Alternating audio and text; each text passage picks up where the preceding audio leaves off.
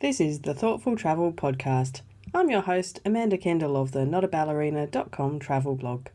Every episode I'll share travel tales from several fellow travel lovers, and together we hope to entertain and inspire you, remind you of some of your own great travel experiences, and encourage you to hit the road again soon.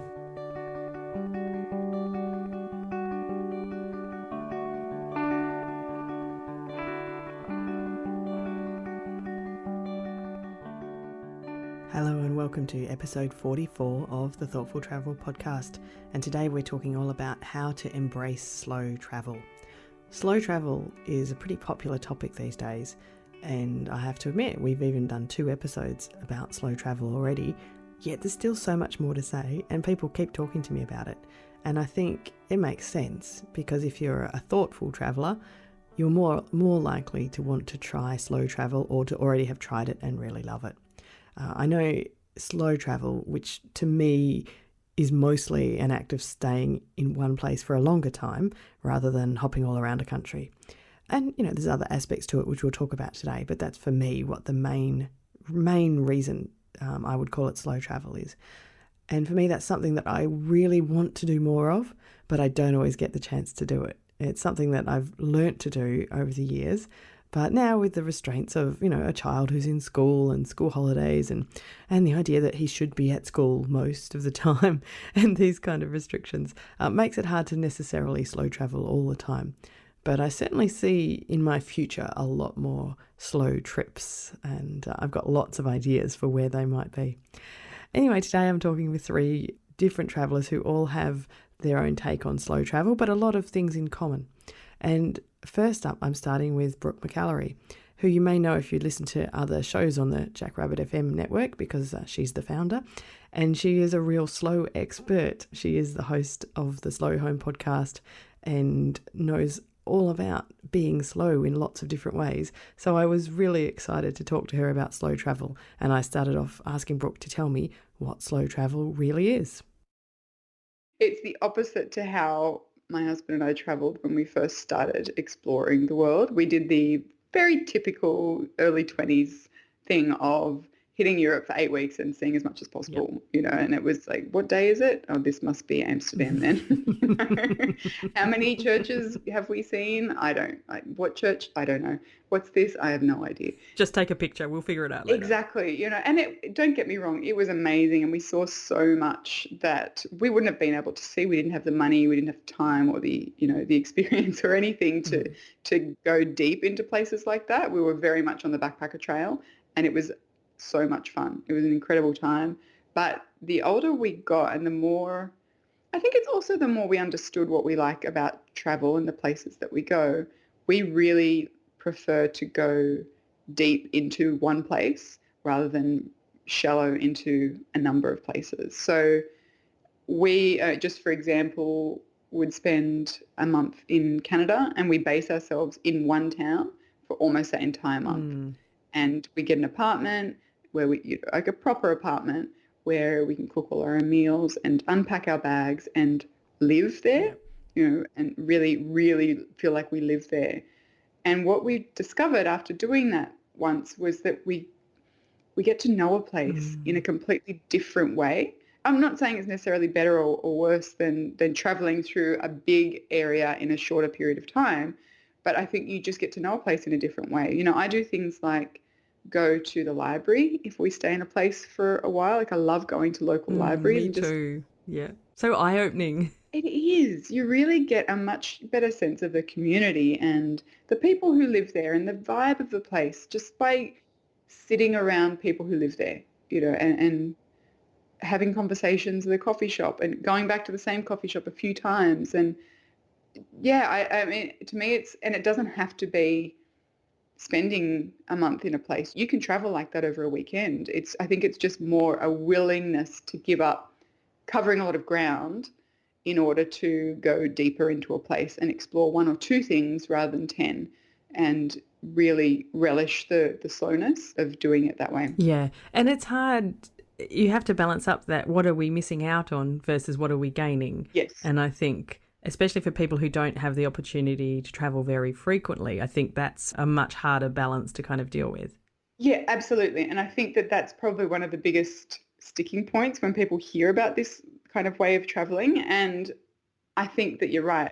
You do need to find some balance. And you find what works for you, because what works for you might be spending every night in a different place. Mm. And you get to experience what you want of a place, or as much as you can of a place in that time.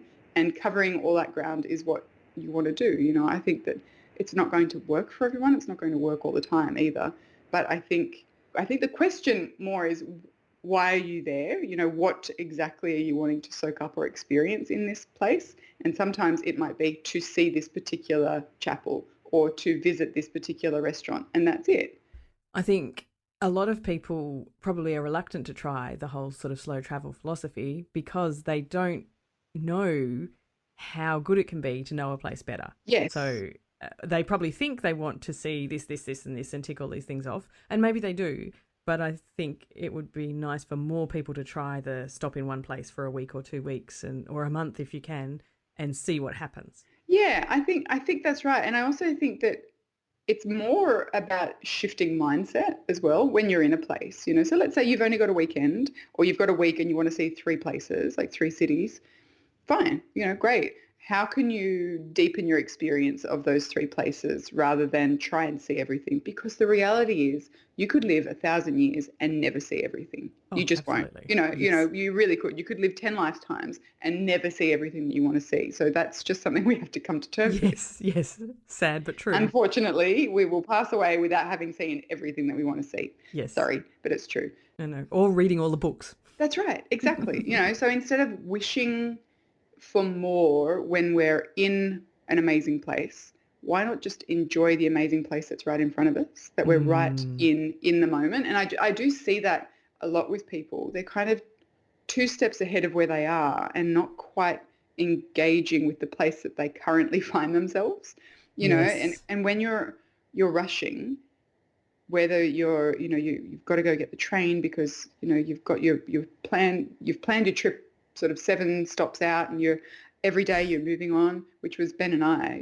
That's how Mm. we Oh, travel. yes. I've done that too. Yeah. Yeah, and there were so many things that we didn't see or didn't pay attention to because we were already mentally checking out and checking into the new place. So, Hmm. heading to this station and waiting for our train. And I think that by just shifting your mindset, you don't have to shift your timetable at all. You just shift your mindset to pay attention to what's in front of you and really look around and look up and take deep breaths and smell what you smell and feel what you feel, really take stock of your senses. Mm. That imprints more on your memory and your experience of a place than rushing through it and not actually fully seeing any of it. So I think while slow, I mean, absolutely, if you can spend a few days or a week or 2 weeks in a place, try it, because you might discover that being able to live in a place is an entirely different experience that you might like. You might Yeah. not, but you might like. But if you can't, don't let that stop you from really deepening your experience as and when you have it, and I think that Very that's true. that's probably more so the point of slow travel. It's to go deep rather than to go broad. Yeah, absolutely. You're quite right. And back in an old episode, I must dig out which number it was. I remember talking to Lola Ackenmaid about exactly that. And she, is based in Europe and got a couple of kids and flits around for work and, may only spend 1 or 2 days in a place, but has exactly that attitude of picking out the exact sort of what she wants to experience. Does she want to experience the food? Does she want to meet some people? What she really want to do there? And doesn't worry about all the rest, doesn't worry about Exactly. the highlights and the sightseeing, mega spots and stuff, and just That's it. experiences it. Yeah, because I mean, in my experience, so many of those mega spots are a little bit either underwhelming or unpleasantly crowded. So true. And some of them, don't get me wrong, there are things that you want to see, and seeing them it's a moment, it's a big moment. But I think it's always kind of sad when you create an itinerary that simply serves that Mm. one moment, Yes, exactly. because maybe a So true. tweak might mean that you could go and have like a picnic in a beautiful park while then going to see this mega spot. Y- Whereas, you kind of, if that's your only goal of the day, then you might miss out on the chance to discover things when you wander around and explore and just, hey, what's in this shop? What's down this alley? wonder what the food's like at this pub, and I think a bit more curiosity and a little less planning is also a big part of slow travel. I really do think that it's hard sometimes to travel slowly for the first time when you've never travelled that way before, because you do run the risk of feeling like you're missing out on something. But like Brooke and I discussed, I would encourage everyone to give it a go and see if it actually gives you a more worthwhile experience. And if you don't have much time, I did mention that I'd already chatted with Lola Akinmaid Ekstrom about using slow travel principles on a short trip, and that was back in episode 25 if you want to go and have a listen to that. Now, although Brooke and I both came to slow travel by travelling fast first and learning that there was a different way to do it, my next guest actually started out with a slow travel attitude in mind, which I think is pretty impressive. So I'm chat next with Matt Treglia of the Words with Winos podcast, who came out of college and already knew how to travel slowly. In college, university, I realized like I wanted to travel. Like that's what I wanted to do for my entire life. Like that was what I want to do for a living. Like I didn't have a specific career or job. It was just I want to see the world and I'm going to do that forever and I'll make it work. So that's really how I got started. I just kind of said to myself I was going to do it, and that's what I've been doing for the last 2 years. I went to Thailand for 6 months and I taught English there, and I stayed there.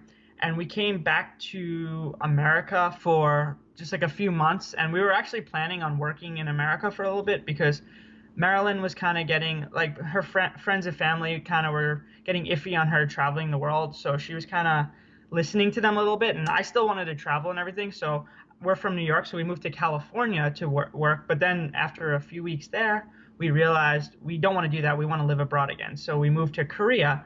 We were in Korea for 5 months. We also taught English there. And then after Korea, we got an online job. So we moved to Vietnam because it's cheap and it's very easy to just like get visas there and just live there long term. So we were there for like 7.5 months. And then we went to Japan for 3 months. And and then we do travel short term as well. Like we go on vacations to countries. We visit countries and cities and islands on vacations while we're traveling long term. So traveling long term is how we both travel. Mm-hmm. I don't see myself doing it any other way. I think it's the most brilliant way to learn about a culture and really just feel for the country. I don't think staying in a country short term is really the way to do it. I understand people who do it that way because that might be their only option, and that's totally awesome as well. But for me and Marilyn, at least, we love to just stay in countries for at least like 3 months. Oh, I completely 100% agree with you. And that's how I started off traveling the most as well. Although I managed to do it, well, I don't know. I stayed longer because I got sucked into places and I didn't want to leave them. So I spent 2 years in Japan and then a few years in Europe before I eventually came back to Australia. But you're so right. It makes so much difference to be based somewhere for at least a few months. It's an absolutely different experience compared to just popping over for a week or two.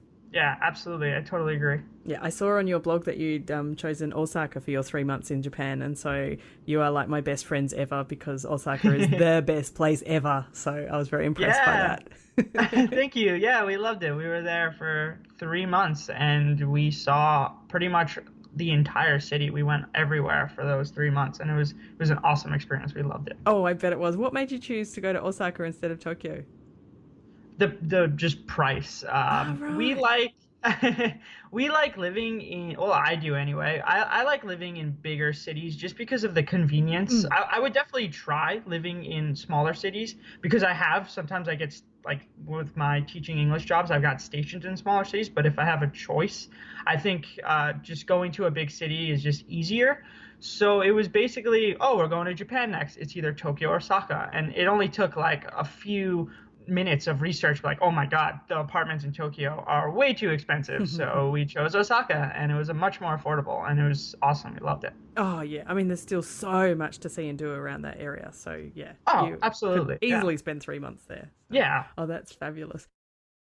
I'm impressed for a start that Matt and his girlfriend Marilyn figured out that spending a few months, even up to 6 or 7 months in the one place, was a way better way of experiencing a new culture and a new country. I'm impressed they figured it out so early on for a start. But I think his example of staying in Osaka for 3 months is a great example of really good slow travel principles. Instead of going for the most famous city, instead of going for Tokyo, if you're going to experience Japan, they decided, okay, no, our money will stretch further in Osaka. It still looks like a great place. Let's go there. And I think that is a really important thing to consider when you're considering traveling more slowly, is that staying away from the super duper touristy spots and the most well-known places is another great way to experience a culture and experience a new country. So, of course, I'm a bit biased because if you've listened to this before, you know I really love Osaka because that's where I lived for a couple of years. But still, I still think it's a great idea. Now, my last guest today is Cait Flanders. And Cait and I had this conversation late last year about her then upcoming trip in Canada, which was a great example of slow travel. And she compares it to a much faster 18-state US road trip she did recently. You might remember us talking about that back in episode 39. But in this chat, Cait described her long stay, slow travel trip in Squamish. So the next trip I'm doing, it's funny, it doesn't even, in some ways it doesn't feel like a trip, but it is I'm going to Squamish, BC, which is in between Vancouver and Whistler. Oh, wow. Wonderful. Yeah, it's such a special city. I've been there, I think four times just in 2016 alone. Oh, wow. But every time I've gone, it's been for like 2 days and then 4 days and then 10 days. And I keep wanting to spend more time there. I actually did a writing retreat there in the spring, and I finished my book proposal there. And it was such just the perfect space for it. It's known as the recreational capital of Canada or something like that, because there's a lot of extreme sports, like, and I will not be doing these. I was just going to ask you, because you didn't strike me as an extreme sport person. No. You'll hear people talking about like, oh, do you want to go extreme flying? And you're like, oh, what's that? Probably not. I don't even like flying, let alone extreme flying. But, and even other things that I don't do, but yeah, that are popular, like rock climbing. There's a lot of even just hiking, and so I love going there for that. You can go snowshoeing there. Oh, lovely. And yeah, it's 30 or 40 minutes south of Whistler, so you can just drive up there quickly if you want. So yeah, I'm going there right after Christmas, and I'm subletting a condo for 2 months. And the point of it is not only to kind of just get away, and I want to get some creative projects done early on in the year. Right. But I also just really want to enjoy and get to know the city as people live in it, right? Yeah, exactly. And a couple of months is a good time to be able to do that. Yeah. I feel like even a month wouldn't be enough. Just for little things. Like I want to, it's not a huge place. I think the population's only like 17,000 or something like that. So it's not a big place, but I'm like, they've got lots of little coffee shops that I could go work from or stuff like that. And I want to actually try them all, or like go to the library, or just really see the city for how someone would see it if they lived there. Oh, that sounds fantastic. I love doing that kind of thing. Yeah, and I also think it's something that I need so desperately after the road trip. Because just in terms of a next trip, because the road trip, while being so incredible for so many reasons, it was really fast. Yeah. And I did that on purpose. Like I was very intentional about that. I knew that I was going to drive through, like right through some states, never really see them, just to get from one friend to the next. Yeah. So I knew that, but it created attention. Well, and sort of an impossible environment for me to get any work done ever. Oh, yes, I can imagine that. Yes. Like days where you drive, even if you only drive 8 hours, you're not getting Only. anything. I know, I know. I say that like I only had a couple of days that were longer than that, but my first day on the road was like 15 hours. Oh, far out. I don't think I could do that. I'm not a good long distance driver. Despite living in Australia, I'm terrible at it.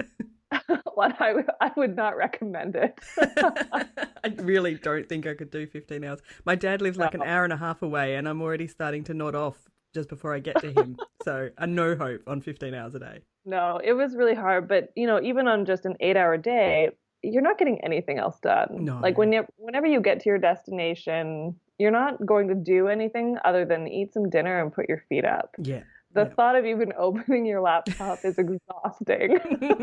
I think if I managed to open the laptop, what would come out would not be of a high quality. Yeah, that's about right. So yeah, it was really tough. Like I loved that I crossed so many states. I loved that I still got to see them even though I was just driving through. And I hit 18 states in 2 months. Wow. But yeah, I mean, there was just, I don't know, there wasn't enough time sometimes. Yeah. There wasn't, yeah, I could have used that extra breathing room to get some work done. And, it was also the point of getting to each of these destinations was to see friends. And that's what I did. And so then I would spend a couple days and go, yeah, I'm really not getting anything done here either. So I don't know where I'm ever going to get it done. So that's why I really like the idea of the trip that I'm going to do, like in Squamish, is just I'm still going to go somewhere I really want to go and spend more time, and that I can dip down to Vancouver. I used to live there, so I can see friends, maybe once a week if I want to. Perfect. And something like that. It'll be great, but just kind of hang out and be somewhere new. Cait's ideas about getting to know a place the way the locals experience it is just something that really resonates well with me. Like she said, try all the coffee shops. And I remember having David Soto Jr. on a previous episode, and he said slow travel was when the guy in the coffee shop knows your order. That's when you're traveling slowly and you've been to that same coffee shop enough. I like that. And Cait also said go to the local library, something that Brooke mentioned as well. And just that way to experience a place like a local is a completely different experience to being a tourist who stays in a hotel in the middle of town and just goes to see the main sightseeing spots. And I know which kind of travel I prefer, most of the time. So that was interesting to hear. Now that time's gone on since Cait and I had that chat, I know that her time in Squamish has been amazing and all that she'd hoped for, and definitely a great example of a slow trip. So thank you so much for listening to episode 44 of the Thoughtful Travel podcast.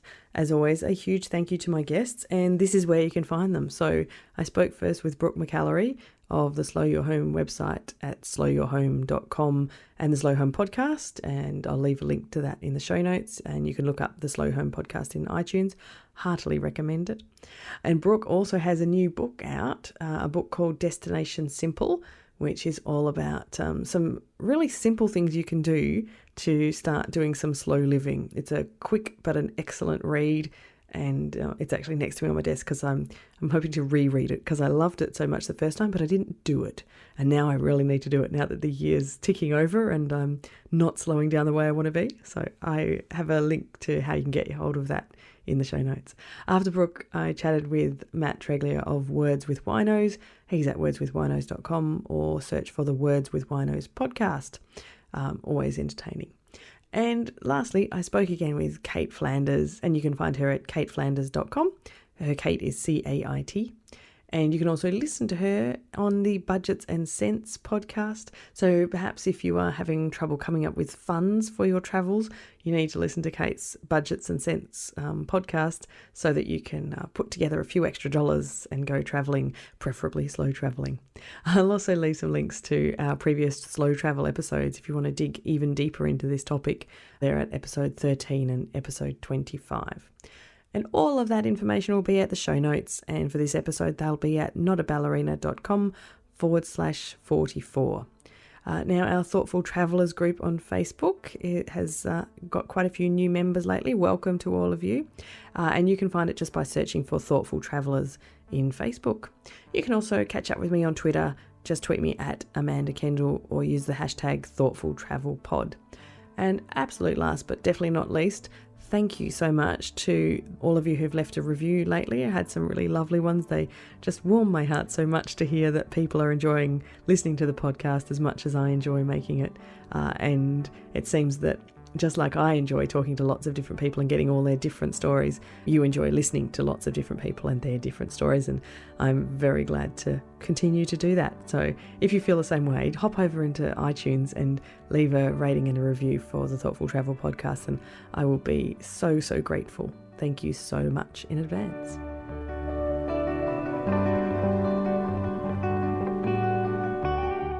This has been another episode of the Thoughtful Travel podcast. Show notes and other information are at notaballerina.com/podcast. Join me again soon for another chat about why we travel. Bye for now.